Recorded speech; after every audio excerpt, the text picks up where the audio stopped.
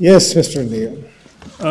My Lords, in this matter I appear on behalf of the appellant with Ms Green and Mr Craven. The Lord Advocate appears in person along with Mr Brown and Ms Gray. The intervener, Clan Child Law, are here. I think this is their second intervention in the Supreme Court this year, instructed by Fiona Jones, advocate, who's also here. She has instructed Morag Ross and Daniel Byrne. Yes. Well, two matters at the outset. First of all, we will make an order that no one should publish or reveal the name and address of the appellant, who's the subject of these proceedings. Secondly, we've seen the email exchanges about the contents of footnote 1 of the respondent's case. No reference whatever must be made to that.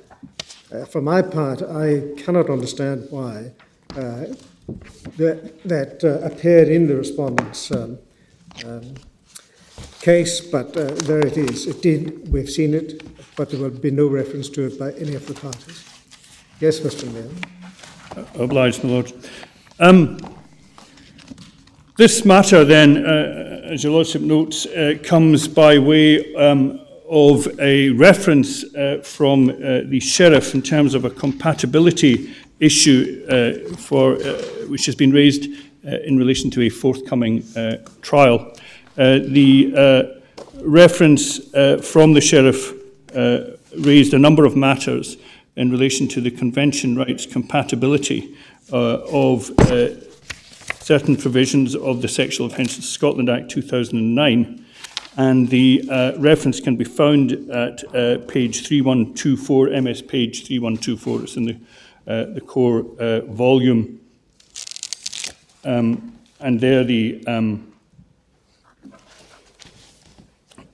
Learned Sheriff sets out in commendable summary the matters of fact which are relevant to this case, and notes the possible incompatibility with Convention rights of the provision of, in particular, Section 39(2)(a)(1) of the 2009 Act. The Sheriff then poses a number of questions to the High Court, page 3125 to 6, all of them in relation to the compatibility of the understanding and application of this provision, Section 39(2)(a)(1), in relation to Convention rights, both Article 6 and Article 8. The reference was made to the High Court, and its decision on this is found at page 3097 to 3123. Do we have anywhere, Mr. O'Neill, the legislation governing our powers when a compatibility issue comes before us? It's in the Criminal Justice, in the 1995 Act, now I think Yes. Section 228ZA, and it is in the bundle. Fine, okay, thank you. Well, I wonder. Tab 17 Yes. in the volume. Yes, I don't think it tells us. I think all you've given us is the provision that defines a compatibility issue.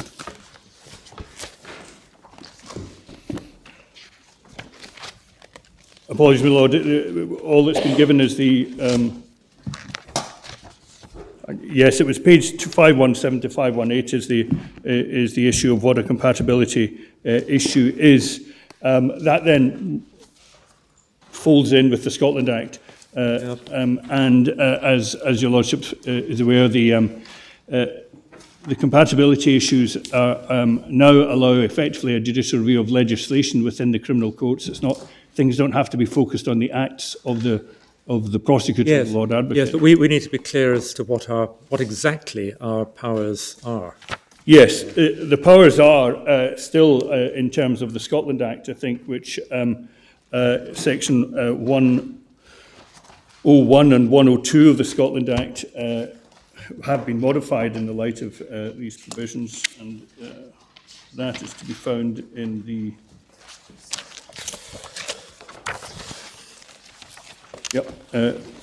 MS page 634 tab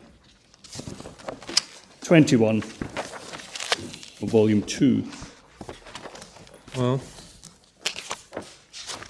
And the main issue in that, because this is a compatibility issue, as it's now called, and it raises, as I say, the compatibility of legislation within the criminal context. The powers of this court have now been, as it were, reduced. we really in terms need of to the have remedies. we need to have a provision. Specific- There was a provision in the 2012 Scotland Act, which, from recollection, amended the 1995 Act. Yes. And it's along the lines that we decide the question of law, and then we remit to the High Court of Justiciary to make the executory order. Yes. But I think we need to have it in front of us. That's page 637, my lord, or volume 2, and it's section 1025, capital A.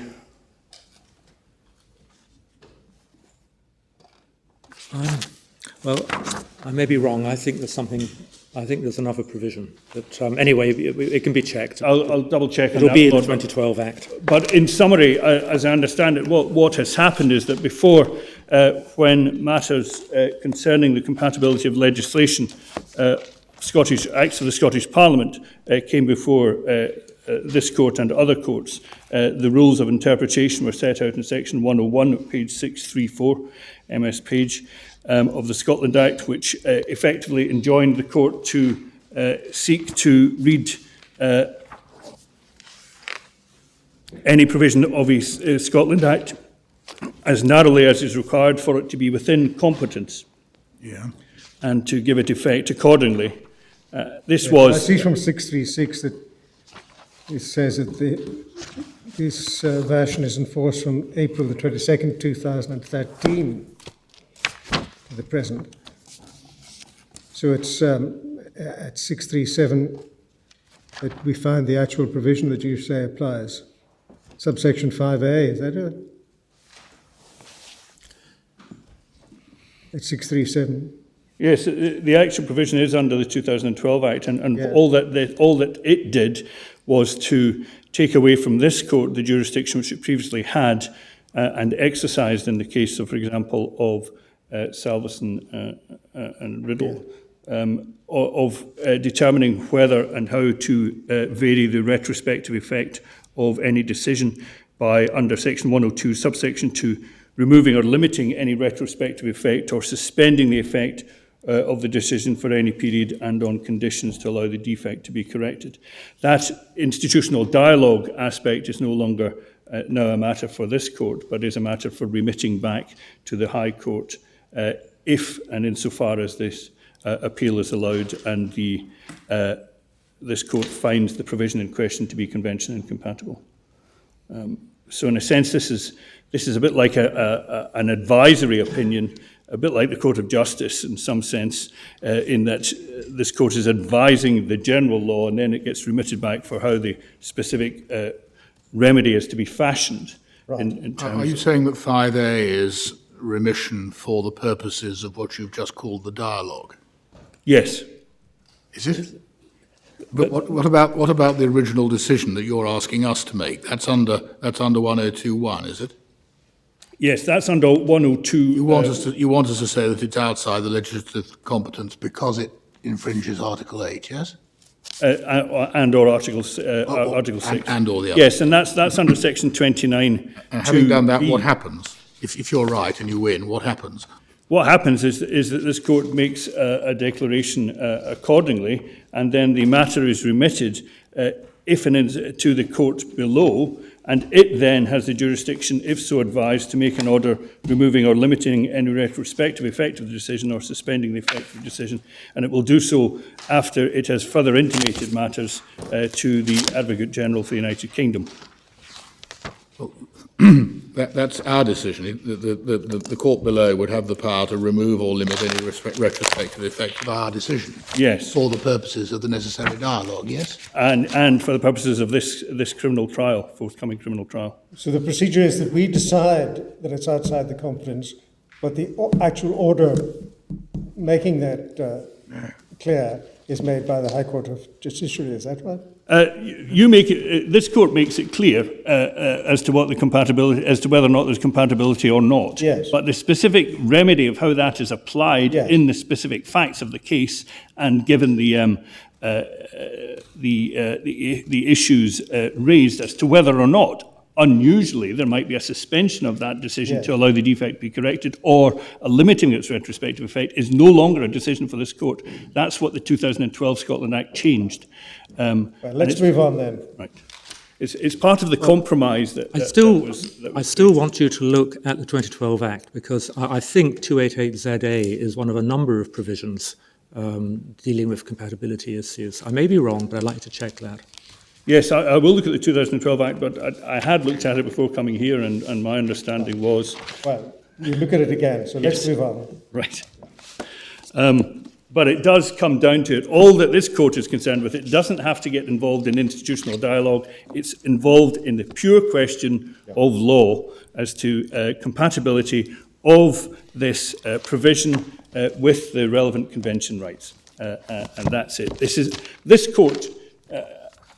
beginning or perhaps are all coming around to understand the notion of constitutional review, that here is a provision which in its application in this individual case has caused the sheriff to question issues as to its compatibility with convention rights. But it is a provision of general application.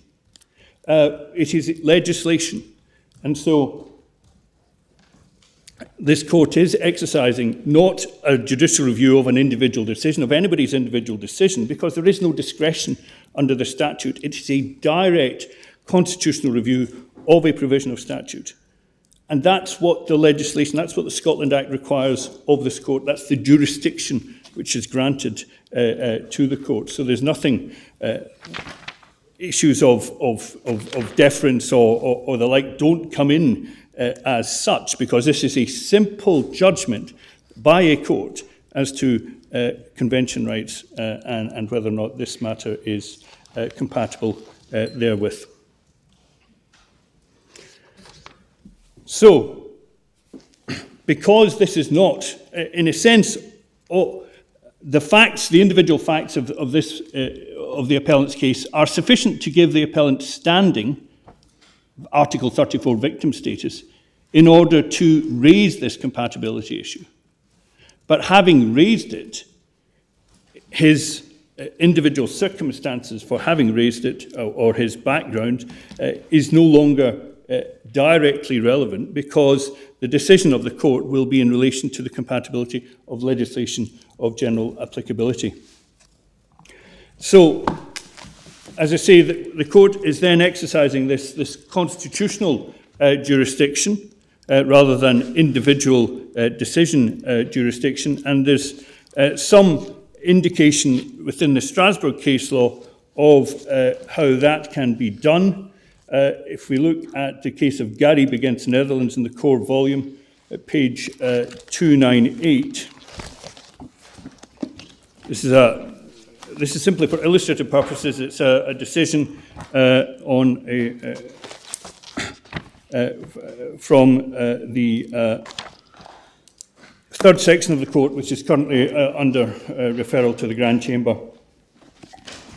And I refer to the court simply for the passages at page 8, paragraph 88 to 89, page 317.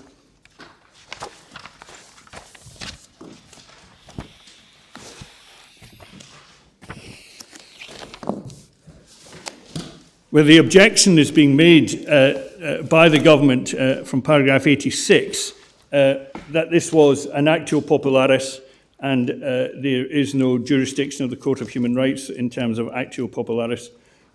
We had a discussion in AXA a few years back, but at common law in Scotland, an actio popularis was in fact allowed and maintained. There are some various 19th century cases about right to roam which were taken. But the Court of Human Rights has constantly said it isn't there to allow for an actio popularis. So the objection was made by government that this was taking a general issue and effectively seeking judicial review of legislation. And the court says that doesn't matter. So long as we have victim status, that's what gets you in the door. Paragraph 88, in order to lodge a petition, she has to be a victim of violation. In order to claim a victim has to be directly affected. The Convention doesn't envisage the bringing of a popularis, actio popularis. But, as it says at paragraph 89, provided the applicant can self-claim to or have been a victim, that is not enough to deny her standing before the court. You should remember that the court does not exist merely to protect rights of individuals, important though that is. The court's task is to ensure the observance of engagements undertaken by the contracting parties, and it does so by giving judgments and interpreting the provisions of the Convention to specific cases before it, and by giving advisory opinions. So this is, at some levels, a hint at this idea of the exercise of a constitutional approach to convention rights compatibility, even at the Strasbourg level. But there's a more useful and recent, not more recent, but fairly recent decision from the Canadian Supreme Court, which is also in the bundle, which again is worth looking at to understand this idea of constitutional review. And that's the case of Crown against Noor, at page 381 of the bundle, which is at tab 13 in the core volume.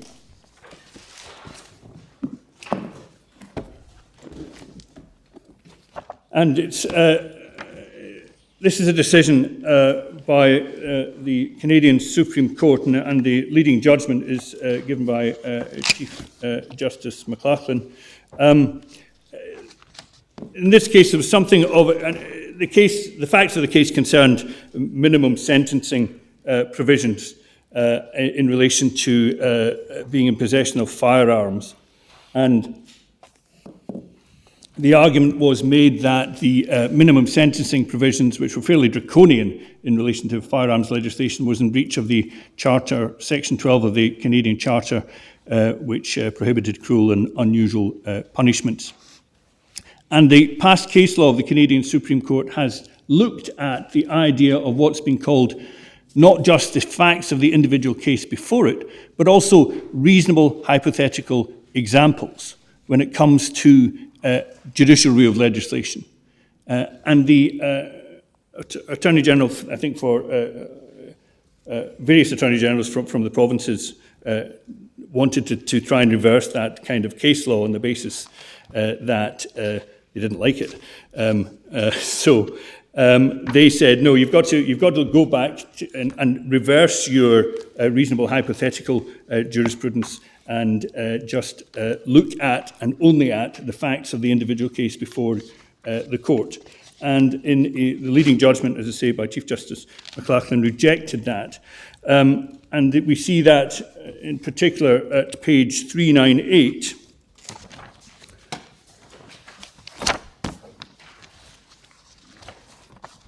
To page 401, as often the case in Canadian judgments, they do seem to go on quite a bit.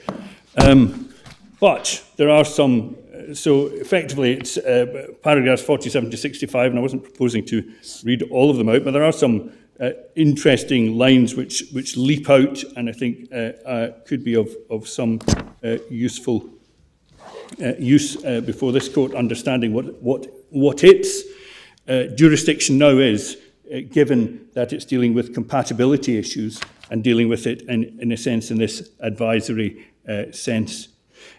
So, paragraph 50, Chief Justice McLachlan says, to confine consideration to the offender's situation runs counter to long and settled jurisprudence of the court regarding charter review generally, and to section 12 in particular. First of all, in relation to charter review, the court has consistently held that a challenge to a law under the Constitution Act does not require that the impunity provision contravene the rights of the claimant. As she notes, as she wrote in Ferguson, a claimant who otherwise is standing can generally seek a declaration of invalidity under Section 50 on the ground that the law has unconstitutional effects, either in his own case or in third parties. That is because it's the nature of the law, not the status of the accused, that is in issue. And I say that that applies in the present situation. It's the nature of the law, not the status of the accused, that is at issue. And what happens as a matter of interest in Canada if the decision is this is capable of giving rise to a cruel and unusual punishment, but in this particular case it hasn't done so? Strangely enough, that's precisely what happened in this case, my Lord. Yes. What's the effect of that? The effect, well, they made it. In the Canadian jurisprudence, they do exercise that what is Section 102 suspensive effect. The court has a jurisdiction to suspend its decision or limit it retrospectively or the like. It's got a very flexible constitutional jurisdiction. So the sentence on Mr. Noor stood, did it? Yes, but there was a declaration Yes, that you really ought to be changing the law. Right. And they don't do that just with statute law. They most recently with the in terms of the prohibition on assisted suicide. The Supreme Court also came out with a decision which was then suspended to allow the legislature to come back with appropriate proposals. Those are the issues, that kind of what I've called institutional dialogue, in which Section 102 was set up on expressly on the basis of the Canadian Charter experience and South African Constitutional Court experience. So it was very much seen as the province of what a constitutional court does, engaging in institutional dialogue. But in criminal cases in Scotland, because of a certain tension in terms of the developing jurisprudence, the political compromise that has been effected is that this court gives an advisory opinion on the general point and leaving the implementation of that, the institutional dialogue issues back with the High Court. But I say the parallels with Canadian jurisprudence, constitutional jurisprudence, are helpful, as is continued in paragraph 51 at page 399 in Chief Justice McLaughlin's decision. Section 52 of the Constitution Act entrenches not only the supremacy of the Constitution, but also commands that any law that is inconsistent with the provisions of the Constitution is to that extent of the inconsistency of no force and effect.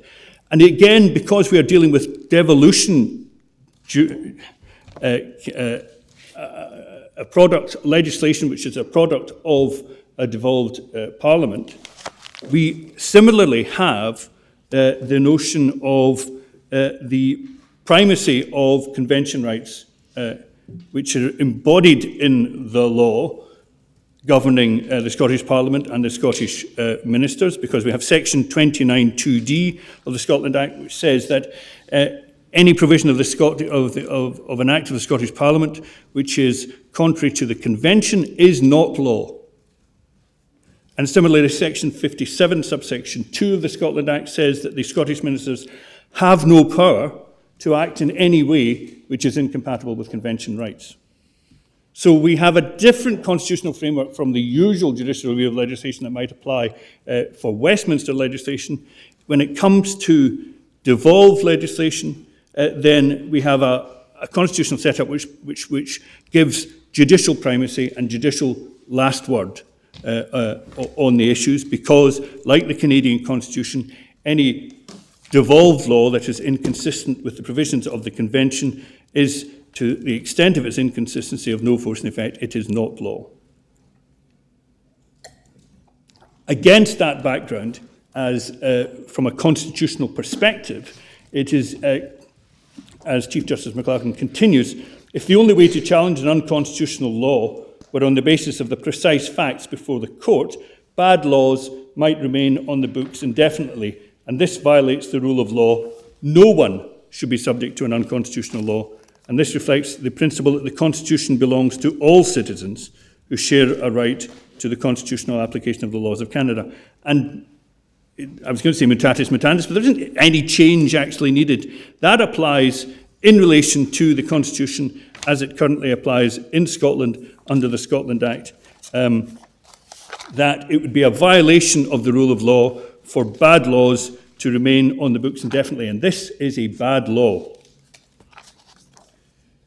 and no one should be subject to an unconstitutional law, because the Constitution belongs to all citizens who share a right to the constitutional application of the laws, and that is to say the convention-compatible application and their disapplication by the courts if and insofar as convention incompatible.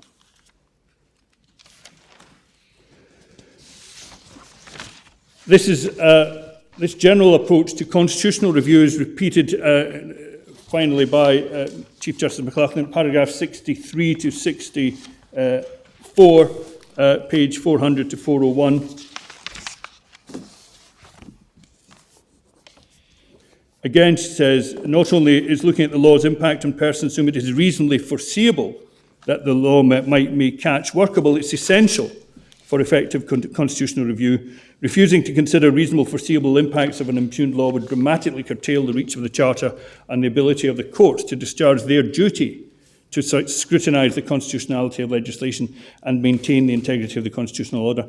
And again, that applies here. This court, the courts, have been given a duty under the devolution statutes and the Scotland Act in particular to scrutinise the constitutionality of legislation of the Scottish Parliament and to maintain the integrity of the constitutional order in Scotland. And she continues, the protection of individuals' rights demands constitutional review that looks not only to the situation of the offender before the court, but beyond that to the reasonably foreseeable reach of the law. Testing the law against reasonably foreseeable applications will prevent people from, in that case, suffering cruel and unusual punishment in the interim until a mandatory minimum is fined. And again, paragraph 64, refusing to consider an impugned law's impact on third parties would also undermine the prospect of bringing certainty to the constitutionality of legislation, condemning constitutional jurisprudence to a wilderness of single instances. Mm-hmm.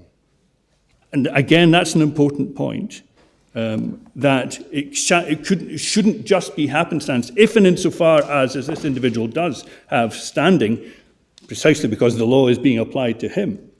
That doesn't mean to say that the review by this court is considering only how it applies to him. Well, I think we probably have that point now. Yes. Mr. O'Neill, the definition of compatibility issue is a question arising in criminal proceedings.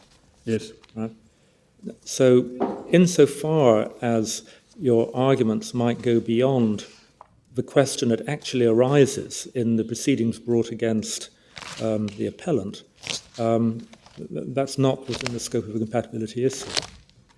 Well, I say it is, my lords. If one reads the Constitution, the Scotland Act as a whole, along with the 1995 Act, what is being said there is that that is a specific application of the general constitutional jurisdiction which the court has under in terms of 29(2)(d), and that all the specific question arises in the criminal proceedings and gives standing for that matter to be raised. But the constitutional review is one generally in terms of compatibility pre-section 29(2)(d). So you say that once he has established victim status and once he can show that he's entitled to take the proceedings, or take the convention point, that we have to approach it on a general basis. I mean, that's what the argument amounts to, whether it's right or not. You know that? Yes, you don't have to approach it, but you shouldn't feel confined by the specific facts of the case that you I can. think we've still got quite a lot to get through, so perhaps we'll move on. Well, absolutely so, my lord. I realise I only have another hour. But those, and it's against the background of the issues, matters raised in footnote 1, that one places the understanding of constitutional jurisprudence.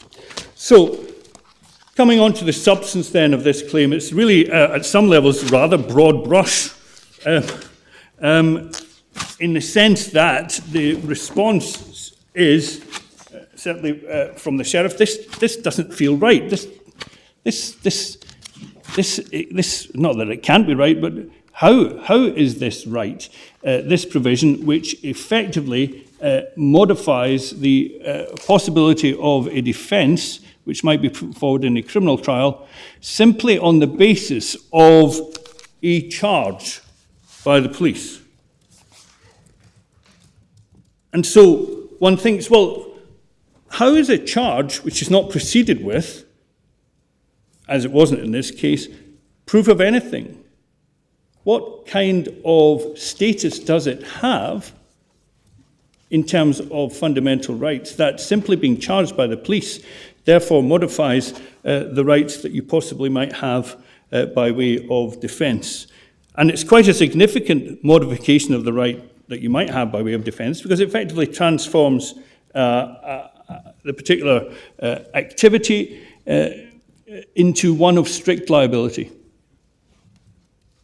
And it's just because this person has previously been charged, not with the same offence, not even with a like offence, but with a relevant offence.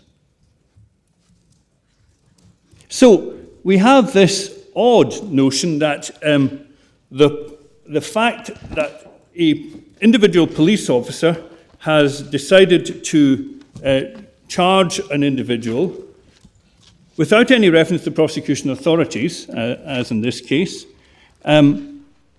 that is a completed act which is then sufficient to affect the rights that this individual might have for the rest of his life in terms of this situation arising. And as I say, the immediate response to that is, well, there must be some very good reason for that, because it's such an odd provision that the charging aspect by the police should be sufficient to have such immediate and permanent effects. But when it comes to it, when one tries to work out what the incredibly good reason for this was, there's very, very little discussion of this provision in the relevant travaux préparatoires. I'm sure there must be an easier way of saying that, but of the preparatory works to the legislation, and we've found all those bits. I've found, because with Acts of the Scottish Parliament, they very handily produce a large PDF with all the discussions of everything, all in one searchable document. So I have done that, and the Lord Advocate hasn't come up with any further material than one already has. Well, it's all contained in your case, isn't it? Yes, it is. Yes. And the only reference, the rationale which is given is a warning or a shot across the bows, and that's what the legislation is intended to do. And I say that is not sufficient for all the reasons set out in the case. That's not a proper reason, and it's not certainly one which can justify the restriction on rights which has been created by this provision. There is, and as we've seen, the Sheriff takes these matters either asks both in terms of Article 6 and in terms of Article 8. Now, the Lord Advocate, as I understand it, doesn't accept there is any Article 6 engagement, but does accept that there is an Article 8 engagement, at least in terms of the in terms of the fact that of the previous charge being disclosed in subsequent proceedings. And he says that brings on board Article 8, and that he further accepts that Article 14 is potentially engaged in this. I think he accepts that the status of being charged with a relevant offence and not having been charged is a relevant status for Article 14 purposes. In what sense is the previous charge disclosed in the subsequent proceedings?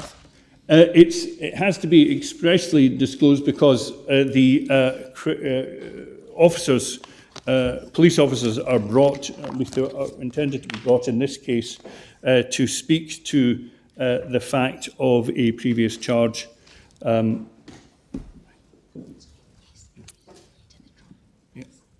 So this would be evidence that would be led at the trial. Well, only if it's in dispute. Oh, right. Yes, only if it's in dispute, I'm told. Surely it couldn't be led at the trial. No, I was going to say. It would have to be a matter for the judge to rule on as a preliminary, wouldn't it? Yes. Whether the defence was available to the defendant or not.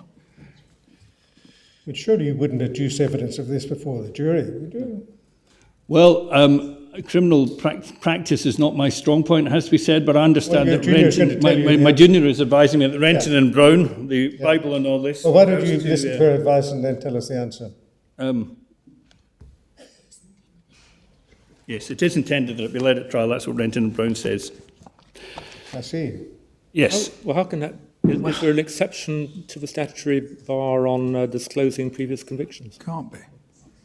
It's an exception. Well, no doubt we'll get an authoritative Yes, no doubt the Lord Advocate agreed position on can this. At all confirm that. Mr. O'Neill, if, contrary to your contention, Section 39 to A1 is enforceable, Yes. this appellant, when he is on trial, can avoid this being led by the very simple expedient of admitting that the defence is not open to him. Yes, and by so doing, then will not the defence of reasonable belief.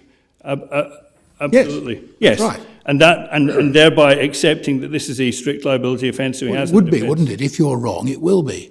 Yes, absolutely, and that's the point. This has made this a Yes. strict liability Yes. offence. Absolutely. But I mean, irrespective of whether it's got to be, the evidence of the previous charge has got to be led and in what circumstances and in front of the jury or otherwise, your point is it's being dug out to deprive you of a defence. Yes, and the Lord Advocate admits that they have to disclose that, even if internally, even if, for example, the accused as a child doesn't know whether or not what he was charged with was a relevant offence, because he didn't know what relevant offences are. So it's got to be taken out, shown, and then issues then have to arise as to what one does with that, whether it actually goes public or not. It doesn't matter. It actually has to be disclosed. Mm-hmm. And that's what's happened in this case. I rather got the impression from the interveners case that in Scotland, a child can be charged if he is 8 or over. Is that right? I think classically that was the age of criminal responsibility, but I think the practice is that there is no charging until the age of 12. Is that right? No. Again, the intervener Age of 12. The intervener will advise me on that. Well, I think what they're saying is that, well, come on, other people must know this much better than I do. Can be charged but not prosecuted, as I understand. Yes, sorry, I knew there was a difference. They can be charged but not prosecuted. And clearly From the age of 12? From the age of 8. From the age of 8? Yes. This is a very old law. Scots criminal law hasn't developed much since Baron David Hume. Well, we won't comment on that. The fact is that you can be charged at the age of 8. Whether you're going to be charged with a sexual type offence at the age of 8, I'm not sure. But so let's move it up to 9, 10 or 11. You can be charged at 9, 10 or 11, charged not proceeded with for whatever reason. And is this right, Mr. O'Neill? When you're 60 and accused and charged with having unlawful sexual intercourse with a girl under 16, you would be disabled by reference to that charge. Absolutely so. That would be the case, my lord. Absolutely so. 50 years ago. 50 years ago, yes. From taking the mens rea defence. Is that right? Yes. Because, yes. That is right, my lord, and that's why one says there's something wrong with this provision. I think I have that point, but what I would be very keen to bottom out is what it is that you say is the Article 8 interference. Precisely what is that interference? In your case at 6.14, on MS 3033, you talk about the article being engaged by the recording and subsequent reliance on the relevant sexual offences. But are you saying that is the interference that has to be justified? That is the interference which the Lord Advocate accepts, engages Article 8, and on that basis seeks to justify says that he accepts there is an onus upon him to justify the. But it's not disengagement. I mean, you go on to quote Lord Hughes in Nicklinson, which you seem to be doing that to suggest that if you are prohibiting activity that might be private activity, whether it's sex or whether it's drugs, you are interfering. And the Article 8 is engaged and there is interference. And the question then is, can the state justify that interference? Yes, Yes. That's what we say. So I go further than what the Lord Advocate's concession on Article 8. He says, yes, he has to justify. But I say the issue is that we are in a realm of sexual conduct, which classically is classically an issue which falls within the ambit of Article 8. So because it's sexual conduct, yes, you say Article 8 is engaged. Because it is the regulation of sexual conduct, you say there is an interference with private life, which then has to be justified. And where you say the interference is unjustified is in what you say in 6.14, namely the recording of this charge and its subsequent reliance in proceedings. Is that the case you're making? Yes, it's the recording and reliance, but the issue is. I mean, Lord Hodge has raised two quite different things. One is the disclosure of information about a previous charge. Yeah. Right? That's essentially a data protection issue. Yes. And the other is Article 8's protection of intimate personal relationships, where effectively you'd be saying that Article 8 recognises a right to respect for your sexual relationship with an underage girl. No, and that's how the High Court mischaracterised matters. I was not saying there's a convention right to have underage sex.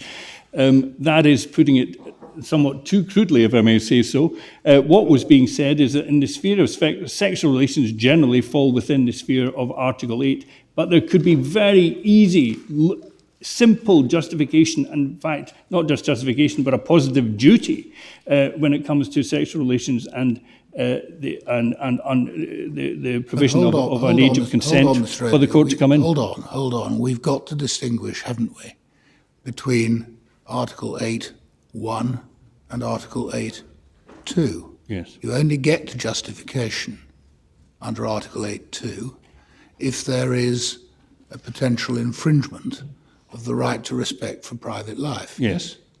Now, the relevant section in this case is Section 28, which is what English lawyers used to call unlawful sexual intercourse. It's intercourse with a girl between 13 and 16. Yes. Makes it an offence. Indeed. Stop there. Is that, or is that not, a potential breach of Article 8.1?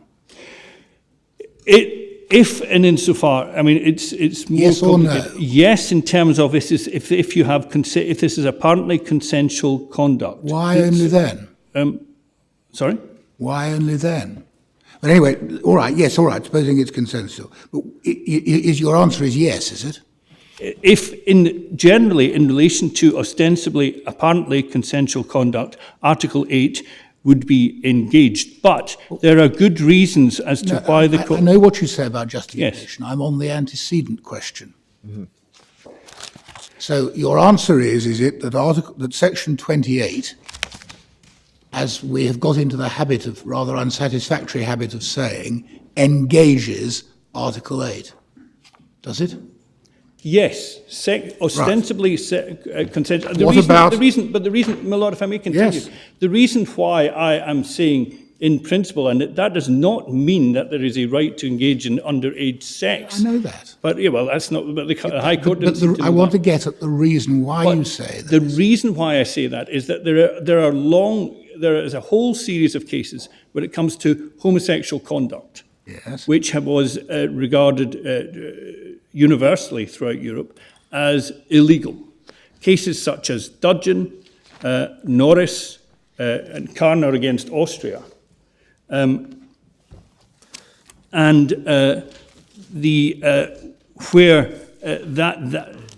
the conduct was held to be was illegal, but the issue still fell within Article 8, and the question of justification of that was looked into, and the justifications initially were accepted, but then changed over time. But we have specifically at page 3034 in G against the United Kingdom, a reference there to the court saying that it was prepared to accept in that case, which involved sexual relations between a 15-year-old and a complainant who was 12, but apparently, in terms of the facts, had told the applicant that she was 15. The court notes it was prepared to accept that the sexual activities fell within the meaning of private life. I don't know why you're going down this road. I'm really, only- I had understood your case to be that it was nothing about what the appellant may or may not have done in the past. It was the fact that he was charged and the fact that the charge was later used against him Yes. that brought us into Article 8. And Yes. so all this business about whether particular offences engage Article 8, I would have thought wasn't appropriate or arguably necessary for your case. I don't think it's necessary for my case. I mean, it was just I was asked specifically on the point, but it's not necessary for my case because I'm saying, as Lord Wilson has said, it is the fact of him having been charged in relation, and this charge then having an effect later on in his life and is disclosed and used, not just recorded, but it has an immediate effect, which is where the notion of justification comes in. And you can call it under Article 8 in terms of that extensive idea of past convictions are private life, which at some level is an extension of Article 8, or you can call it, I say, under Article 6 too, in terms of it's affecting the approach to this presumption of innocence. It doesn't really matter for my purposes because the general principles can be taken from the Convention case law. And it is clear that what that requires is justification. And as I understand it, it's accepted by the Lord Advocate that he does have to justify this provision and the effect which it has. And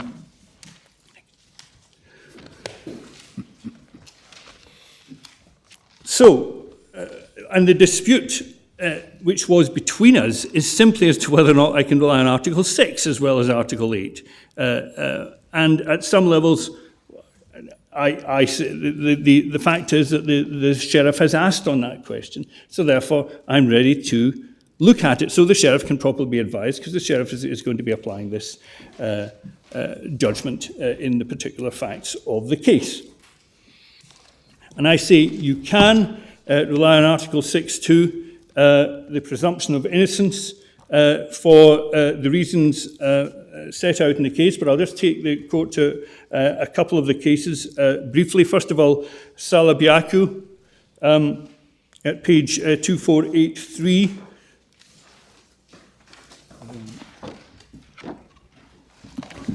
If you could give us the bundle and the Yes, number before the page, that would be brilliant, Mr. O'Neill. Volume 8, tab 73.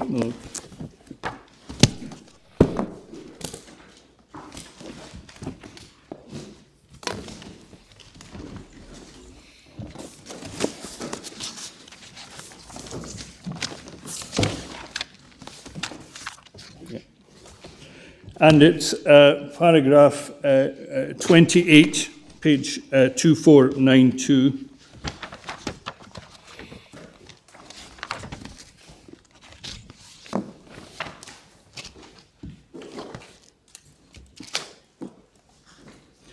And all that's being said there, and this is that presumption of fact and law operate in every legal system. The Convention doesn't prohibit such presumptions in future. It does require them to remain within certain limits as regards criminal law. If, as the Commission would appear to consider, Article 6.1 merely laid down a guarantee to be respected by the courts in the conduct of legal proceedings, its requirement would in practice overlap with the duty of impartiality. Above all, national legislature would be free to strip the trial court of any genuine power of assessment and deprive the presumption of innocence of its substance if the words according to law were construed exclusively with reference to domestic law.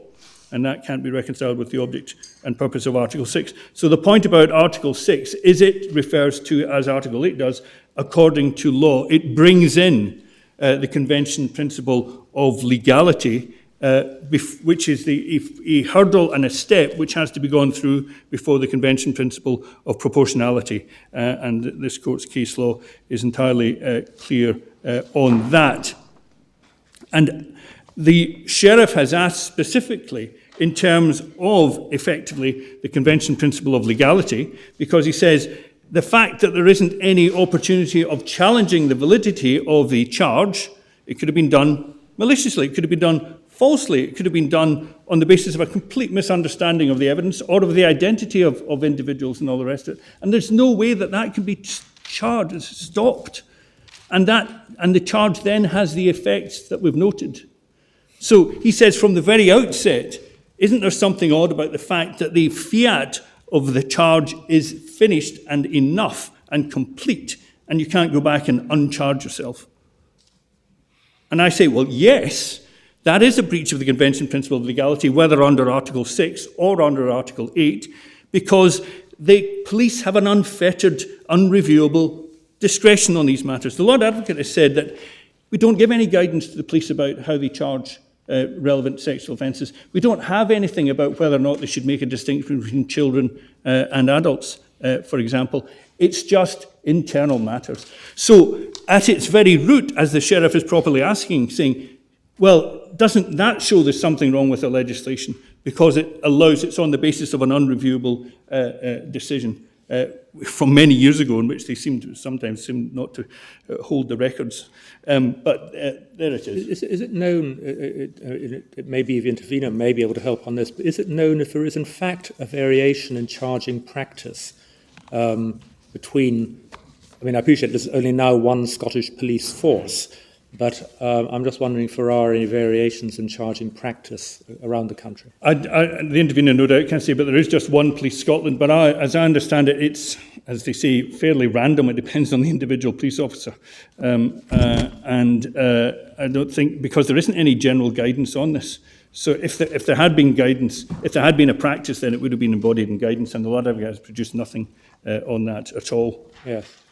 So I say that's a breach of, just from that very beginning, you've got a breach of the convention principle of the matter being in accordance with law, according to law, because you can't challenge the root decision which has caused the problem in the first place. But also, if there's no standard practice being followed, then yes, there's an element of arbitrariness in this. Absolutely so. Absolutely so. And you don't need to look into the facts of the particular case, but in the particular case in this, there's big questions about the sufficiency of evidence in the first place on the matter. But that's a fact which can't be looked at for this legislation to apply and for him to be deprived of the defence that is otherwise made available to others. So, again, I know I have a limited time, so these matters, the principle of legality, are set out in the case. And the leading case, of course, is T. And the Chief Constable of Manchester, which is at, I'll find I wasn't necessarily needing it to be turned up, but it's at tab 49 of volume 5, page 1583. That is the case which my Lord Reid sets out. The position that the principle of legality has to be looked at separately, and it is not an issue in which the convention or the convention case law affords a particular margin of appreciation to the national authorities. We see that in particular at page 1629, paragraph 115.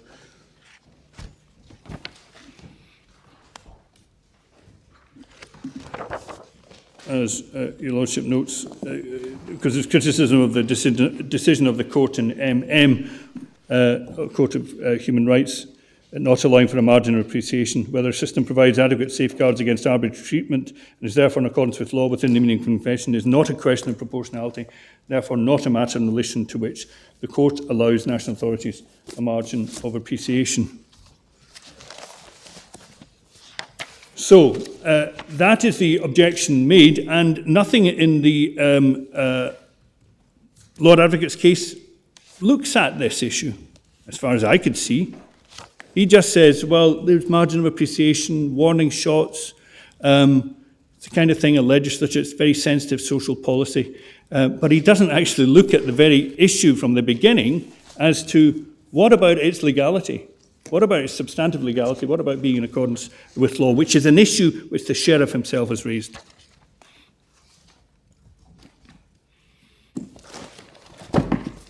All the Lord Advocate says in his case at paragraph 17, page 3077 in the core bundle, is that the disclosure has been made in accordance with law because the legislation is clear in its terms.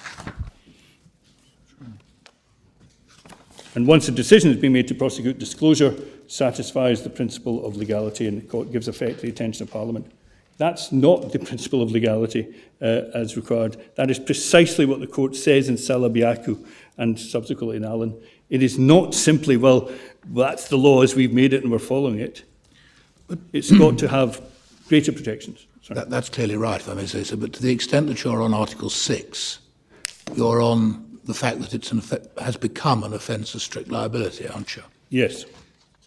So that what about the section which deals with children under 13, which is section 18? Is that an infringement of Article 6? No, what we've said is that it's the strict liability in its differential nature, its discriminatory nature, in that they give. It is non-strict liability for most people, but in this particular specific class, it becomes strict liability, and that's what has to be defended, both in Article 6 and in terms of Article 8. So it could be said it's Article 6 and the Article 14 aspect, given that it is accepted by the Lord Advocate that this is a status of the status of being charged is relevant for Article 14, and we say it brings in Article 6 too, because in effect the legislation proceeds on the basis that only secret serial sexual offenders get charged by the police for these things. Therefore, really, they've done it. And we're trying to stop them, relying on fair trial rights to get away with it again. That seems to be the real rationale behind this. And if that is not convention incompatible, if that is not an issue which this court, any court, in terms of protection of the rights of defence of the individual against the state, then this is a case of that. This is not sensitive social policy. This is about individuals faced with the state taking an approach of taking away their rights in a manner which does not bear any scrutiny, their rights of defence. What do we do in a situation where the rationale presented to the Parliament in some of the material that you've shown us has to do with guarding against serial sexual predators? Yes. The rationale put forward in argument now to this court is to do with warning people about the risks of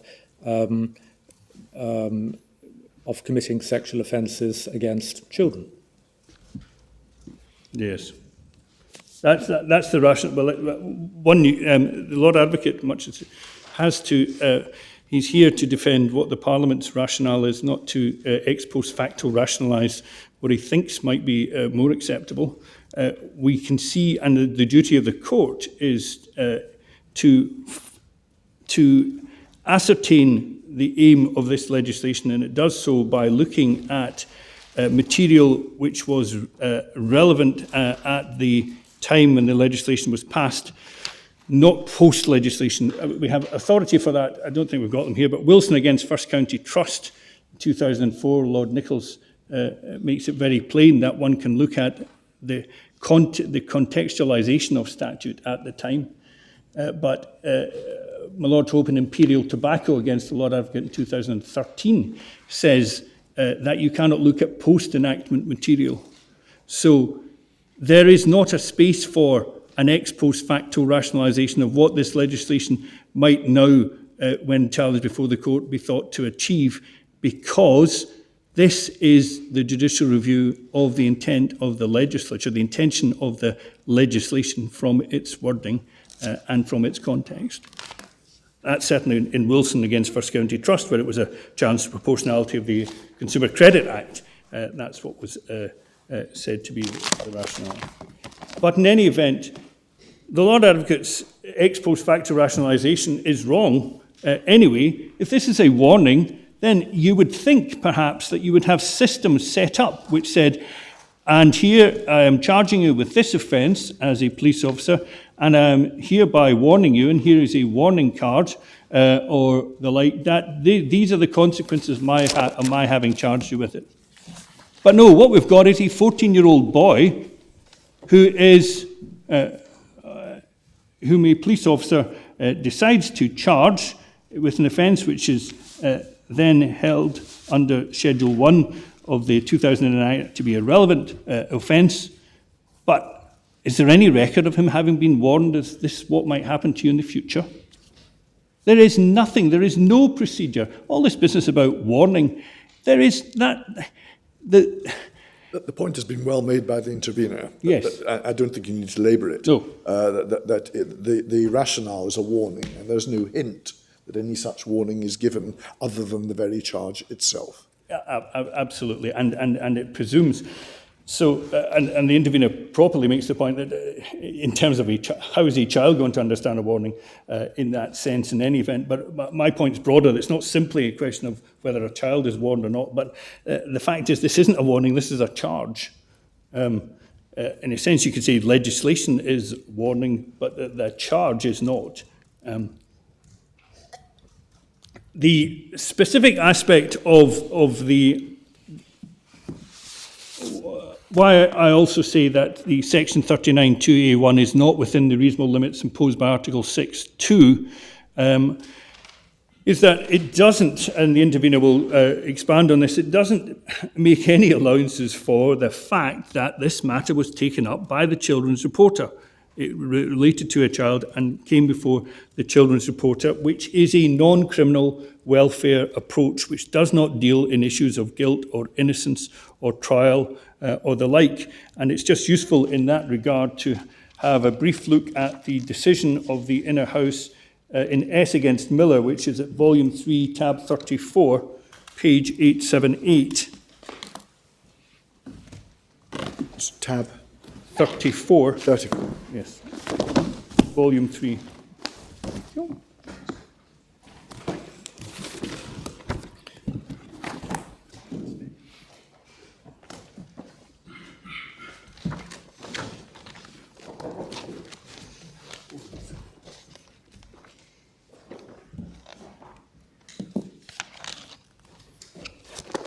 And it's I refer to this case simply because it gives a very useful overview of the children's hearing system. This is one of the first convention challenges to come before the courts, and the issue was as to how Article 6, if at all, could apply to the children's hearing system, given that it was, in some cases, involving charges which then proceeded before the children's hearing. So at page 890, paragraph 23, Lord Roger notes that he accepts that at the stage when the child was arrested and charged by the police, this is an incident which resulted in the death of this child's father. He was indeed charged with a criminal offence in terms of Article 6, since he was liable to be brought before a criminal court.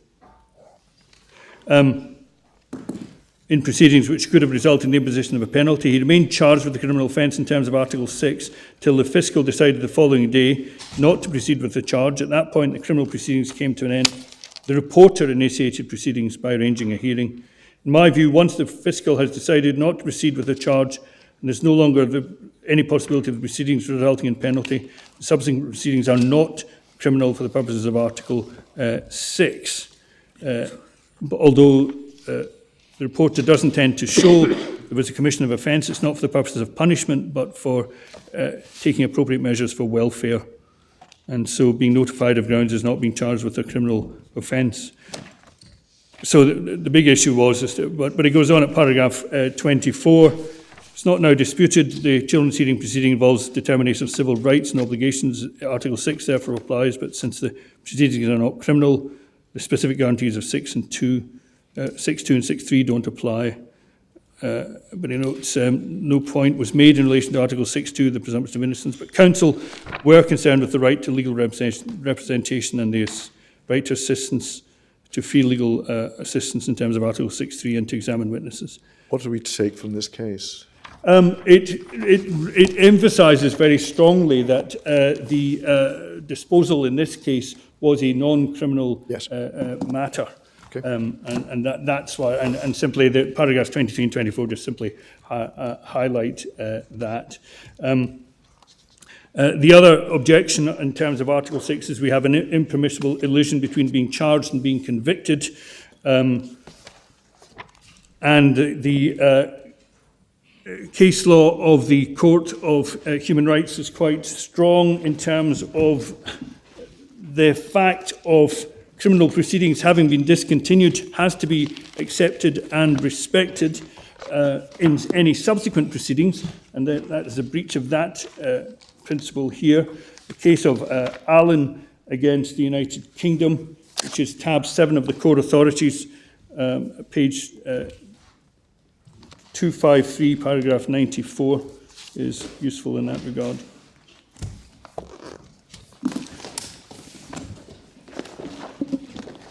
Tab 7. Tab 7. Thank you.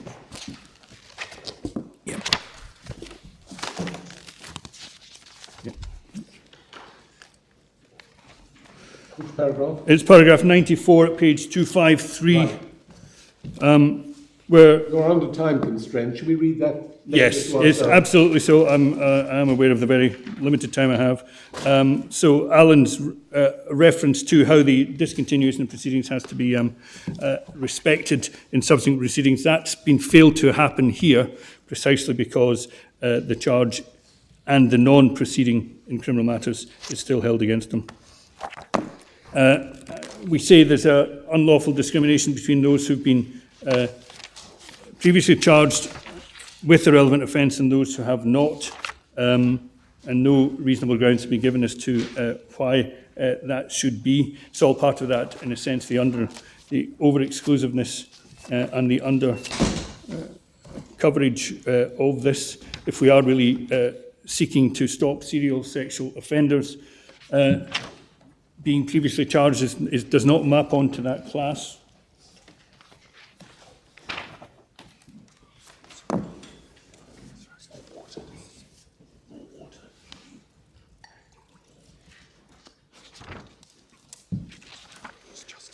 But this distinction between those who have previously been charged and those not effectively transforms, as I said to my Lord Hughes, this offence into a strict liability defence just for those people.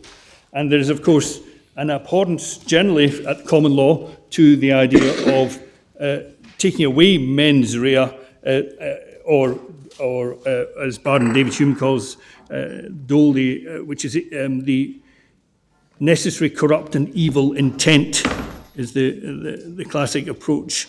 But that has all been taken away, and it's really not good enough to say, well, mens rea is retained here because you have to know where you're putting your body parts, and that's the sufficient mens rea for these purposes. It's the evil and corrupt and evil intent, which is the essence of the state being punishing behaviour. And only for very good reasons and for prudent, proper justification, as for example, and when it's universal in application, as for example, the protection of children of 12 and under, and make that a strict liability offence, that's perfectly understandable. But a general selective application of strict liability for some and not for others is not defensible. So, as I say, the Lord Advocate said nothing really on any of the legality aspects, so I don't really have anything much to say back on that. Article 8, again, we've had a discussion about that in terms of its engagement. That is accepted, and so the issue really is the same principles of legality apply in terms of Article 8, in terms of accordance with law, and the Court has my submissions on that. And so under Article 8, however, we have the issue of proportionality and whether or not this measure can be said to be proportionate under the classic 3 or 4-fold test. One can never tell. It all still moves. 4. Yes, well, I'll go for 4. Yeah. Legitimate aim, rational connection, no less restrictive alternative, and overall benefit to the community. Yes. But that's the Lord Advocate has to, he's got the onus to show all those hurdles are passed. I've set out why, in the case at some length, as we said, as to why he has failed in each of those attempts. So I'll adopt the case on those grounds. One of the things which the Lord Advocate does talk about at paragraph 20 of his case at page 3079 is the wide margin of appreciation which the court, Strasbourg Court, allows to member states in this area of sensitive social policy.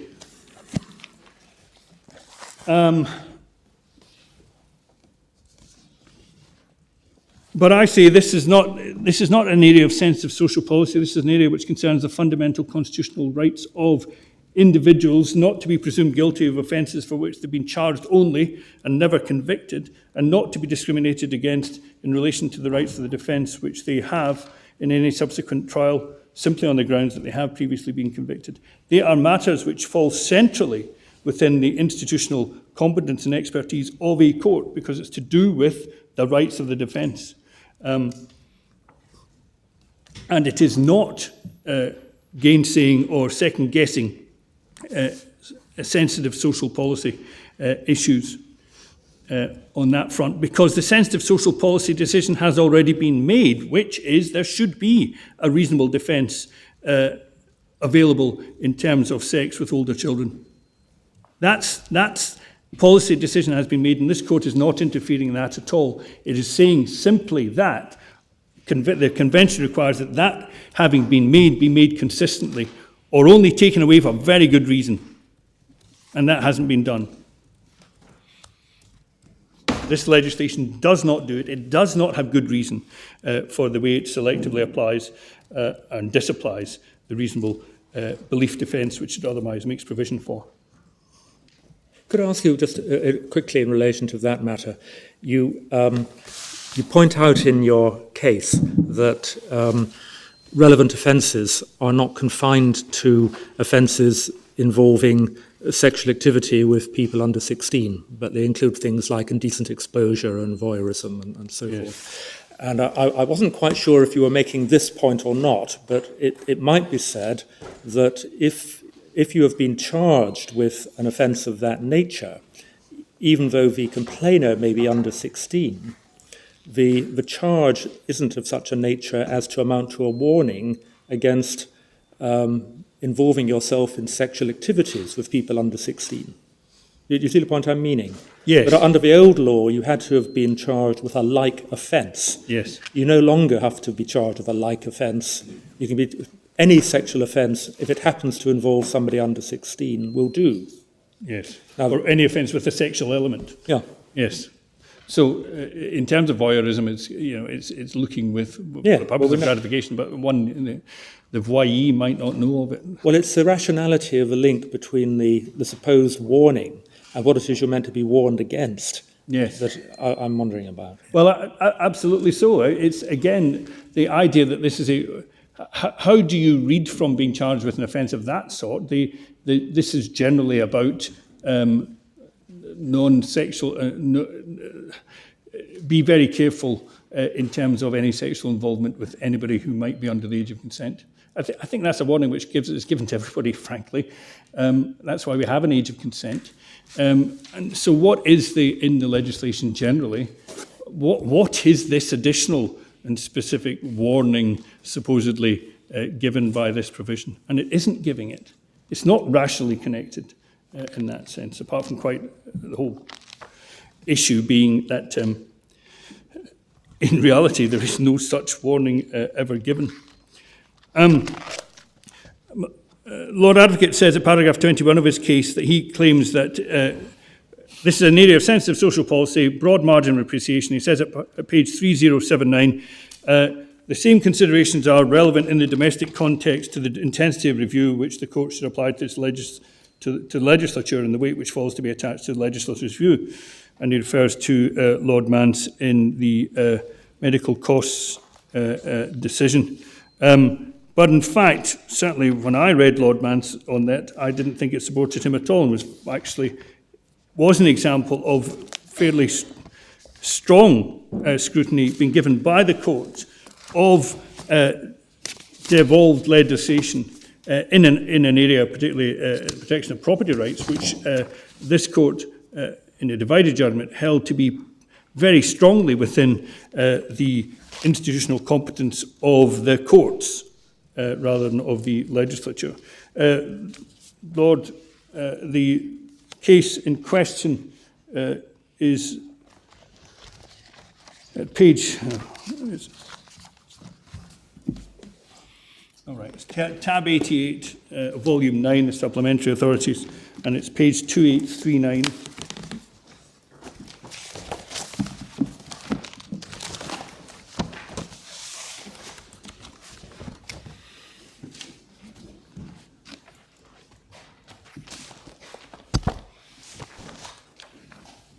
Yes? And it's paragraph 44 is what's relied upon by my friend at page 2860.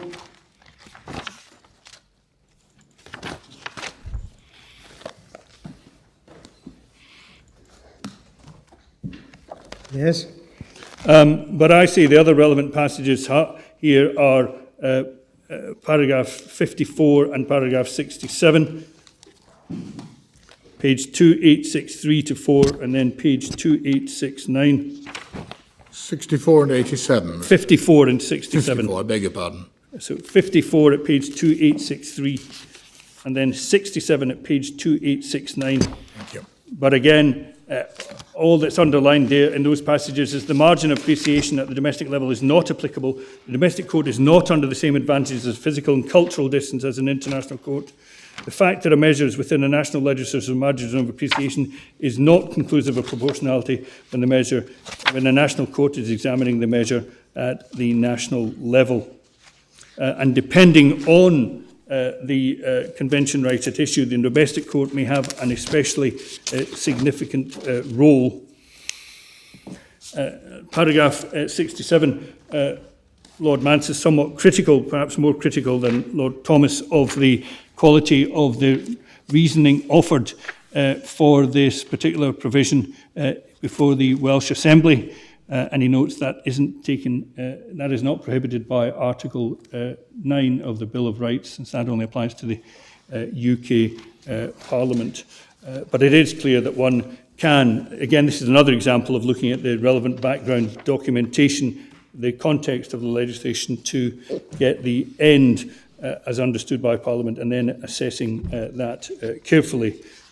And so, as I say, the legislative background has been fully set out, and I don't think anything which the Lord Advocate has said takes away from that.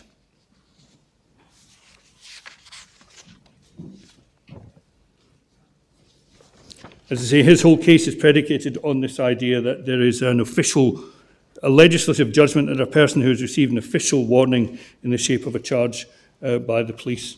Why is it this particular charge on this particular offence is an official warning as opposed to other charges for other offences? How can one tell one's getting a warning? You have to know that you're being charged with what falls into the terms of a relevant offence for the purposes of Schedule 1. And there's no indication that you're ever told that you could be charged with various things. You'd be charged with breach of the peace, breach of Section 38 of the Licensing Act.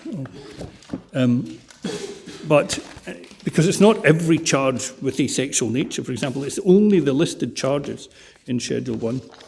So, once more I say this does not stand up to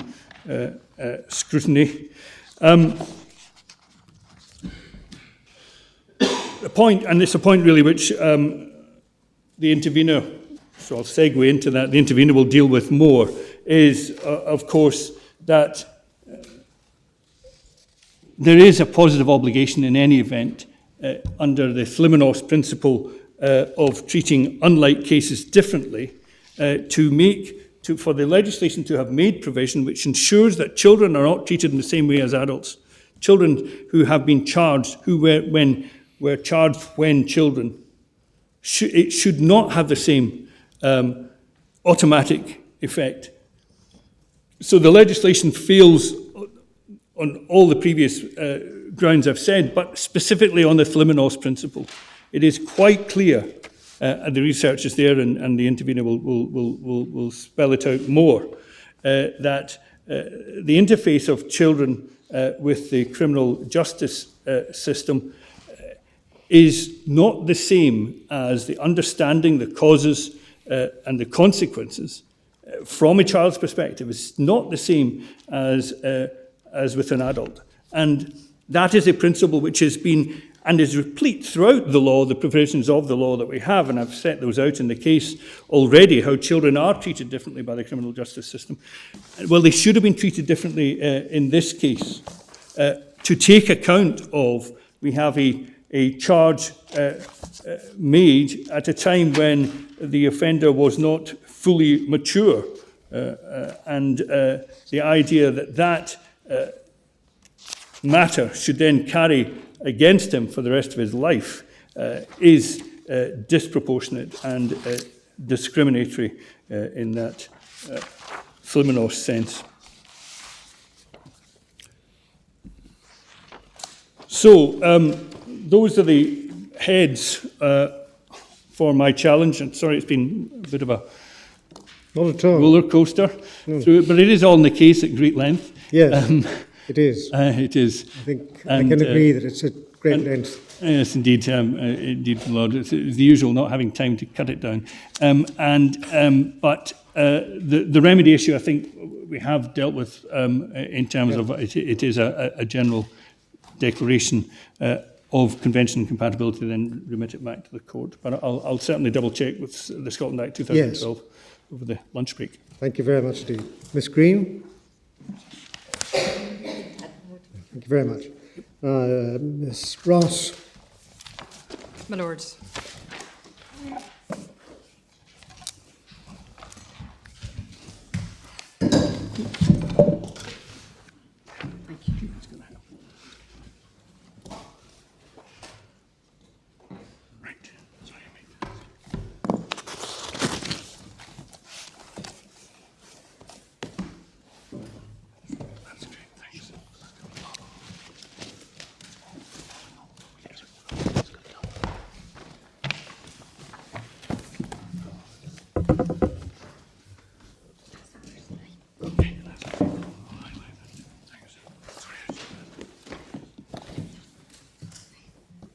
My Lords, in my submissions, I intend to confine what I have to say, obviously, to the circumstances as they affect children. That is clearly the locus that the intervener has. It specialises in matters involving the interaction of children with the legal system.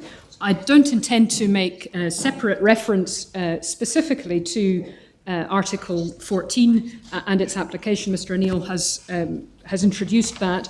Were it necessary to do so, then I would simply submit that the principles to which he refers, deriving from Flimenos, apply. From all that is said on behalf of the intervener, particularly in relation to children, both in the intervener's written submissions and in what I say today, it will be clear that the simple contention is that in these circumstances, children and adults require to be treated differently, and within the operation of this legislation, they are treated the same, and that is illegitimate and therefore contrary to Article 14. So everything that I have to say has to be understood through the prism of Article 14. Whilst I don't intend to repeat what is said in writing, nevertheless it is important to draw out two particular areas that it seems to the intervener are of especial relevance and consideration. The first is to do with welfare, and the second is to do with the status of the warning. And what I intend to do is to, firstly, by reference to the breaches of the welfare principle, but then secondly, in relation to considering what the warning constitutes, the extent to which it can really be said that this legislation, that this measure is in accordance with law, and also to develop something that is said about the rational connection in terms of the justification and proportionality. The starting point, if I may, from the high-level principle comes from the UN Convention on Rights of the Child. That is at Volume 3 and tab 27 at MS 773. It has come before this court on many occasions before, but Article 3 requires that in all actions concerning children, whether undertaken by public or private social welfare institutions, courts of law, administrative authorities or legislative bodies, the best interests of the child shall be a primary consideration.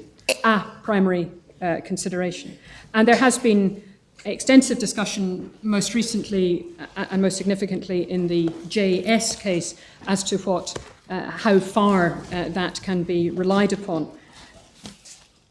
In my submission, though, it is not necessary for me to become involved in a discussion about the applicability of the United Nations Convention. That is there.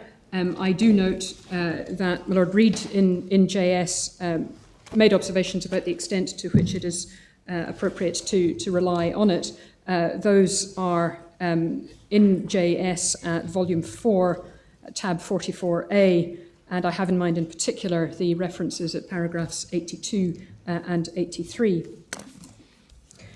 The reason that I don't need to become involved in a discussion about the extent to which it is necessary to rely directly on the provisions in the Convention is that we already have those provisions in law in Scotland in the applicable legislation. In the first place, and simply to introduce that which is more concrete, there is a provision in the Children and Young People Scotland Act, which is at Volume 2 at tab 14, it's at page 422 in the bundle. Sorry, what was the tab again, please? I'm sorry, my Lord, it's tab 14 in Volume 2. These are duties of the Scottish ministers in relation to the rights of children, and we see there, Section 1 of the 2014 Act, that the Scottish ministers must keep under consideration whether there are any steps which they could take which would or might secure or further effect in Scotland the UNCRC requirements, and if they identify them, they must take them. Now, of course, that's not a positive and concrete commitment. It might be seen as something close to aspirational signalling, but it gives the context for the recognition of the significance and the importance of convention rights in Scotland. But in any event, and I don't even need to rely on that provision, I mention it to provide the context, the principle is already embedded in statute. It's understood that in most cases, offending by children is dealt with in the children's hearing system. That system has at its heart and throughout its being the welfare of the child. It conforms with the international obligations which exist in ensuring that welfare is central, whether it's formulated by reference to the welfare principle or by reference in convention terms to best interests. The welfare of the child is to be regarded as the paramount consideration, not merely a primary consideration, but the paramount consideration. That is in the Children's Hearing Scotland Act 2011. That is not in the main bundle, but it is in the interveners' authorities, that section of the 2011 Act, and it is at page, it's in the authorities tab at 343. It's section 25 of the 2011 Act. And one has to read then into section 26 as well, because there is a qualification. But at section 25, welfare of the child, and this section applies where by virtue of this Act, a children's hearing, a pre-hearing panel or court is coming to a decision about a matter relating to a child, so it does extend to consideration by a court as well. The children's hearing pre-hearing panel or court is to regard the need to safeguard and promote the welfare of the child throughout the child's childhood as the paramount consideration. And then there is the qualification in section 26. A children's hearing or a court may make a decision that is inconsistent with the requirement imposed by section 25(2) if, and there's a provision there for protecting members of the public from serious harm. The children's hearing pre-hearing panel is to regard the need to safeguard and promote welfare as a primary consideration rather than the paramount consideration. So one sees there quite a considered application of existing international convention principles, as it were, though they've been expanded and improved on, because we have paramountcy followed by, as a fallback, a primary consideration. If I might simply, for convenience, because the section is there, also refer to section 27, simply so I don't need to come back to it, but at section 27.4, we see a reference to a presumption about the age of 12, being a child who is aged 12 or over is presumed to be of sufficient age and maturity to form a view for the purposes of subsection 3, and that is the subsection which obliges the court or the hearing to take account of the child's views read short. And so we see there introduced as a statutory presumption that the understanding of what that means to have your views taken into account, the presumption there is that that applies at the age of 12. And I'll come back to that because capacity and ability to understand and the statutory approach to that are important. That welfare is paramount, is not accidental, it's not an add-on, nor is it especially recent. It is part of the history of the development of the way in which children's hearings have been handled in Scotland over many years, decades. And I don't need to repeat what is said about the history of children's hearings and the welfare approach in Scotland. In other respects, too, there is consistency with the UNCRC. The welfare or the best interests requirement, however it's formulated, underpins the children's hearing system, but the manifestation, how it's implemented in Scotland, we also see that there is harmony between Article 40 in the Convention, which requires, this is the article that concerns judicial proceedings, that is at volume 3 in the main bundle at tab 27, and the page reference is 782. Article 40 requires, I don't intend to read it all, it's quite lengthy. This is where children are alleged or accused, recognised as having infringed the penal law. Certain obligations follow from that. And in particular, over the page, this is onto page 783 at subparagraph 3. Are you on the UN Convention? Yes, I am, my lord. Yes, I'm sorry. I think you've told us twice it's volume 3. I have. I think it might be In ours, it's at the end of volume 2. I do apologise. Don't worry. No, I've miswritten that. It is at tab 27. Yes, very well. And it's Article 40 that I have in mind. Yes. At Article 40, subparagraph 3 and B, wherever appropriate and desirable, measures for dealing with such children without resorting to judicial proceedings, providing that human rights and legal safeguards are fully respected. Then at 4, a variety of dispositions such as care, guidance and supervision orders, counselling, probation, foster care, education, other alternatives shall be available to ensure that children are dealt with in a manner appropriate to their well-being and proportionate both to the circumstance and the offence. And that's what we have implemented in Scotland. What makes the Scottish system special is that it's the same tribunal operating under the same procedural rules and with the same disposals available that deals with all children who are identified as being in need of help, whether that's because they've committed an offence, a reference under 67J, or whether it's something else. It's not a standalone criminal justice system for children, it's justice for children within a whole system approach. So the child who's referred to the reporter on offence grounds, whether those grounds are, whether they're accepted or established, that child has his or her needs dealt with in the same way as a child who's referred because of welfare concerns or because there are problems at home or because there are problems at school. It's the same system that deals with that.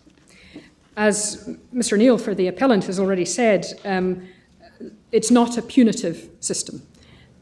Punishment is not part of it. One sees that very clearly from the decision of the Inner House in S against Miller, which Learned Friends already referred to.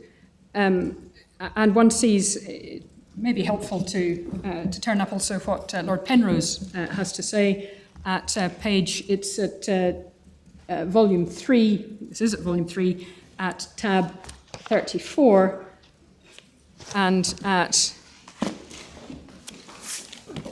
it starts at page 878, but Lord Penrose at page 918 in the volume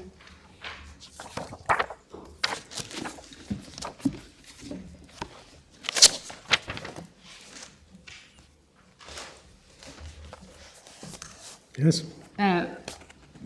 If your lordships will bear with me, I have the... Lord Penrose says that it is a mistake. It would be... Thank you. Is it letters H to I? Is it the passage, the Scottish legislation does not penalise the child for what he has done, it takes the offence as an indication of the need for care? Is that... Indeed, I'm grateful. Yeah. I don't need to go further. He indicates that it would be a mistake to see a disposal where compulsory accommodation is required as punitive. That's not appropriate. So it is a complete system. It deals with the whole child. It doesn't deal necessarily with all children. Some children aged 8, 12 and over may be prosecuted. Relatively few, but it does happen that some children are prosecuted in court. And there are protocols and guidelines in place that deal with joint referrals. Now, mention has already been made of the minimum age of criminal responsibility, and indeed in Scotland it is still 8. I've explained in the written submissions that moves are underway to increase that to 12. The minimum age of prosecution is now 12. So there is a recognition already in statute that the court is never the right place for a child who is under 12. Where does charging fit into this? Well, and this, there are questions that have been raised already about this. A criminal charge is the start of a prosecution. For children, it may not be the start of any prosecution at all, but it's the start of their involvement in the children's hearing system. And for serious offences, it may result in prosecution, depending on the parties to the protocol. If I might then come on to the question about the extent of charging, because this is clearly something which is important. The Lord Advocate has advised that the police are not provided with formal guidance in relation to decisions to charge suspects. Police officers are trained internally that where there is sufficient evidence that a crime has been committed, that's to say there's corroborated evidence and that they intend to report the matter, then suspects should normally be charged with the offence. And on the information available to Crown Office, that practice is applied irrespective of whether the suspect is an adult or a child. Now, police can and do make referrals to the reporter on other grounds. In fact, offence referrals are only about a quarter of the referrals made by the police, and the bulk of referrals do come from the police. But if there is sufficient evidence of an offence, then there will be a charge. That may be a police officer charging with an offence knowing perfectly well that there's not going to be a prosecution, because that's just not how it works, because the police officer may well know that this is a minor offence. It might need to be jointly reported, but the strong probability is that it's going to go to the reporter, and if the reporter considers it appropriate, it'll be to a children's hearing. Well, can it go to the reporter without there having been a charge? A police officer can refer on other grounds. Whether a police officer can refer an offence without charging is something which is not entirely clear, and it's something that the intervener has explored. Would the referral normally detail if there had been an offence? Yes. Provide context to the reporter Yes, that would form part of it. It is up to the referral contains the information which supports the referral, and for all of the other ones, apart from 67J, there will be information about the circumstances, and that is something that is then agreed with the reporter, and the reporter carries out an investigation where there is but where there is it's a not known charge. whether, if there has been an offence, it's possible to refer without charging. It may be possible, and this is where the question about variation in practice comes into account. It almost must be, mustn't it? If any policeman can refer any conduct, Yes. he doesn't have to label it as an offence. Well, Does he? not Or does quite, he? my Lord, because if one understands what the Lord Advocate's position is and Crown Office's understanding of this is, that where there is sufficient evidence, where there's corroborated evidence, Yes. then a charge will follow, and that applies to children as well. That I understand. And it is quite important because there are other provisions which or other cases which establish that you can't try and get at an offence by calling it something else. You can't, if there is an offence there, because if you, as a child, or as an adult as well, if it's disputed and it has to go to the Sheriff Court, then the standard of proof is the criminal standard of proof, and it can't be the case that you can that you can be taken to a children's hearing on something with a lesser standard of proof when really actually what is going on is offending. So there are some issues connected with that it might well be in the interests of a child that it is categorised as an offence, because then the child is entitled to, if he or she disputes that and it needs to go for a hearing on grounds to the sheriff, then there is a higher standard of proof there. Now, So a child of 8 can be charged. yes. And that will usually lead to a reference to the reporter. It may be a joint reference depending on the seriousness, and it may go down the prosecution route, or it may, and in most cases does. And at the children's hearing, well, we've got this charge. I mean, do they have to decide whether it's made out?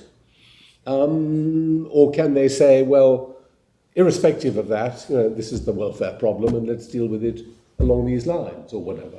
If the grounds are accepted, the child has the opportunity to accept or not the grounds. Yes. If the grounds are not accepted, then that is remitted to the sheriff for a hearing on the facts, and then that is then depending on the outcome of the sheriff's determination as to whether the facts are established. That is then remitted back to the children's hearing, for the children's hearing to determine the appropriate disposal. So the children's hearing is not concerned with determining where it is disputed, the truth or otherwise of what is alleged. And is that the case whether or not what is asserted amounts to an offence? It would only be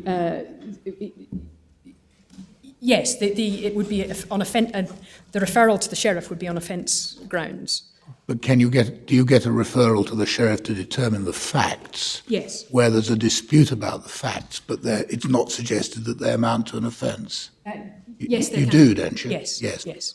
And is he wearing his normal hat and sitting in his normal court, or is this a special and discrete function of the sheriff in terms of the overall children's hearing procedure? It is the way in which the sheriff, that transfer and remit back is governed by the 2011 Act. Yes, but the sheriff doesn't fulfil a reporter's role. So he's not a criminal court. No. A reporter is quite a separate that's right. entity from the sheriff. Yes, indeed so. The sheriff is making the determination as to whether or not the grounds... He only becomes involved, or she only becomes involved if there is a dispute as to whether the facts of an offence are made out.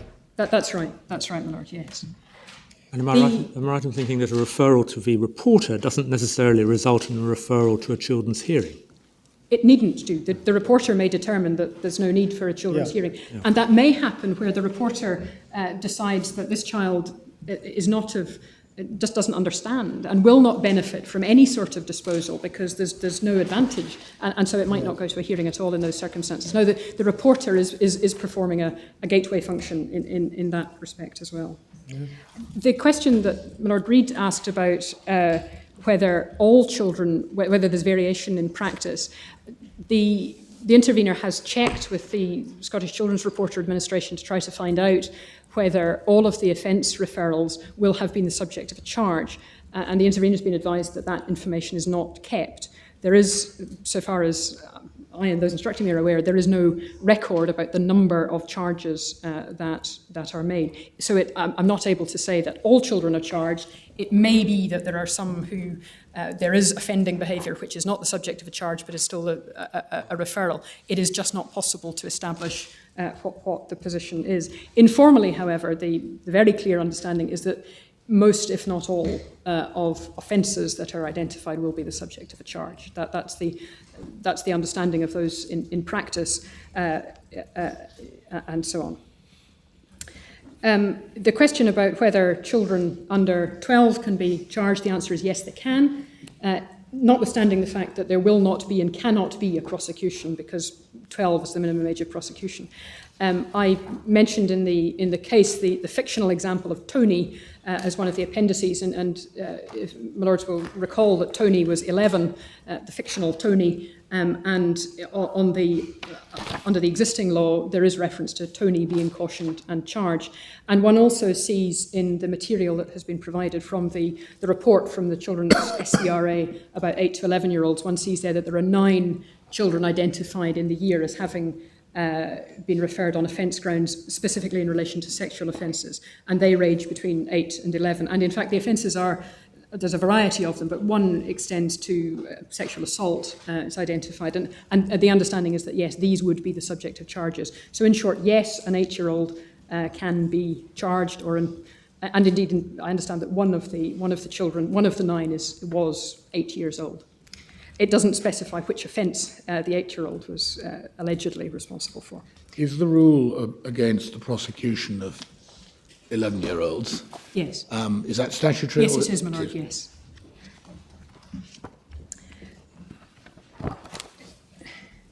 Now, of course, even if it happens that the minimum age of criminal responsibility is raised to 12, then there will still be the issue of 12-year-olds who are hovering at around the age of the presumption of the ability to understand what it is to instruct a solicitor and the ability to understand about expressing views, and also who are under the age at which in the policy memorandum for this Act, under the age where they are taken to understand what it is to consent to sexual intercourse or to understand what sexual activity means, because that is specified in the policy memorandum as 13. If you are under 13, you are taken not to have capacity in the sexual context. And so we could still have, even once the age of criminal responsibility is raised to 12, we could still have a 12-year-old who is taken not to understand, not to have sufficient capacity in the sexual context, still being charged with the commission of a sexual offence and still being taken to understand that that is a warning. And there is clearly a mismatch where you have a child deemed not to understand about sexual consent, still being deemed to understand that there is a warning in place. Where do we find the 13 age rule for capacity to understand sexual matters? That is in the policy memorandum, which is within the core bundle, and it is at tab 1, at tab 3, the policy memorandum for the bill, and that is at page 129. And the penultimate paragraph, at paragraph 105, however, they differ in that they do not refer to consent as a child under the age of 13 is deemed incapable, and that's emphasised, incapable of consenting to sexual activity. And we see over the page, at page 132, at paragraph 119 in the same policy memorandum, having a definitive age in law at which young people are deemed to have the capacity to consent to sexual intercourse is important. So it was part of the framework of which this bill was a part, this Act, that was the policy on which it was based, that 13. And of course, that's on the understanding that that's the age of the victim. But for every victim, there, in the context of involving children, there is another child involved, and that other child the alleged perpetrator also is subject to capacity issues. If I may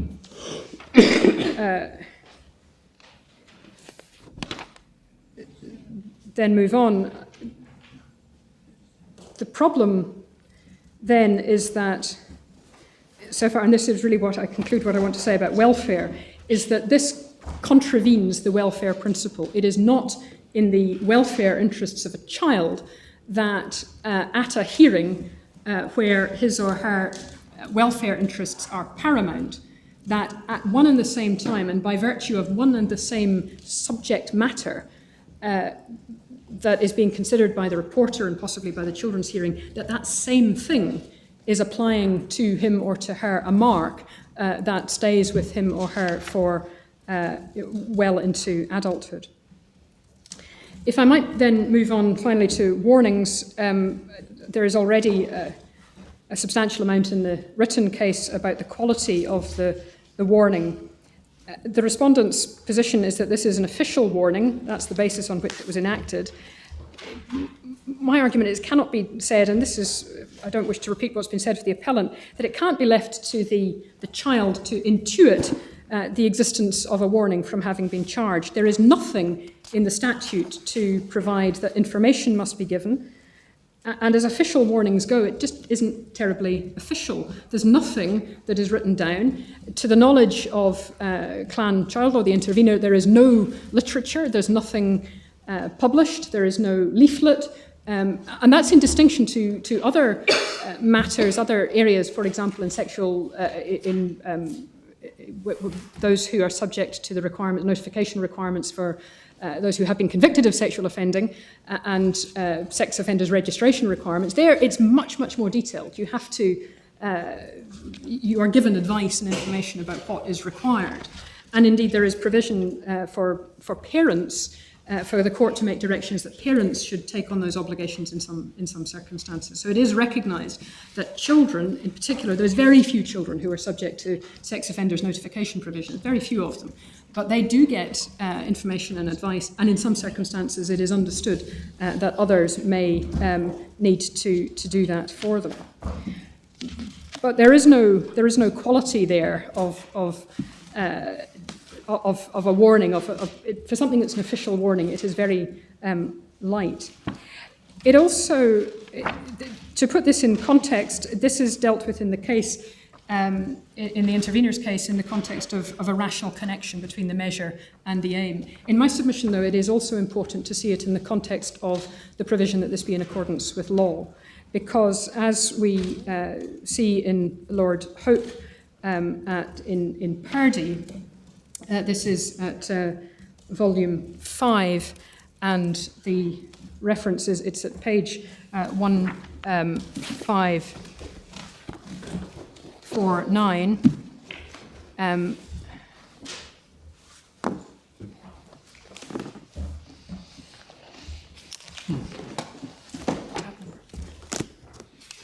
It's tab 47. And one sees there the well understood requirements that there has to be, it has to be accessible, it shouldn't be arbitrary. And almost also that there has to be, if need be, with legal advice. Now, almost certainly, with appropriate legal advice, now almost certainly legal advice will be needed, and the younger the child, the more necessary that will be. Now, the respondent says it doesn't matter that the person was a child when charged, but the relationship between two children, one of whom assaults another, who might even be older, that's quite different. And in those circumstances, in particular with a child, the younger the child, the greater the need for legal advice exists. Without any understanding of the law, and this is, bear in mind, of course, that between the age of 8 and 11, a child is deemed not to have capacity to instruct a solicitor. Between the age of 8 and 11, that child is still supposed to be able to understand what the implications of the charge are.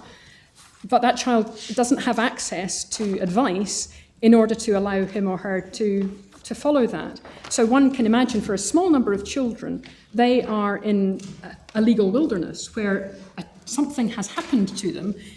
A solicitor may say, I can't advise you because you just don't understand, and it still lives with them. The charge itself cannot tell that child anything useful. There's plenty more that can be said about the circumstances in which legal advice is available, but in short, it's this. For serious offences, where there's a charge relating to a serious offence, legal advice will be available. Legal aid provision is available for that. For lesser offences, legal aid may be available for legal advice, but not all. But for many cases where the charge is minor, and one may take, for example, the 12-year-old who shows another 12-year-old pornography, which would be a relevant sexual offence. That would be a minor matter, and it may be referred to the reporter. There may never be a solicitor involved in those circumstances. The solicitors are not, according to the intervener's understanding, solicitors are not in the habit of saying, well, this charge, nothing's happened, the reporter's decided not to take it further. Nevertheless, you still need to understand that you've said you've done nothing wrong, you've been vindicated, it's not going to the panel, it's not going to the hearing.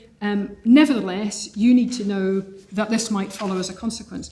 A 12-year-old would be entirely entitled to say, what do you mean? You've said I've done nothing wrong, and yet this carries through. And for a 12-year-old to understand that is quite a feat. But even with the best possible legal advice that exists, a later teenager might say to his solicitor, well, you've explained all of this to me, and I understand the law now that you've explained it to me.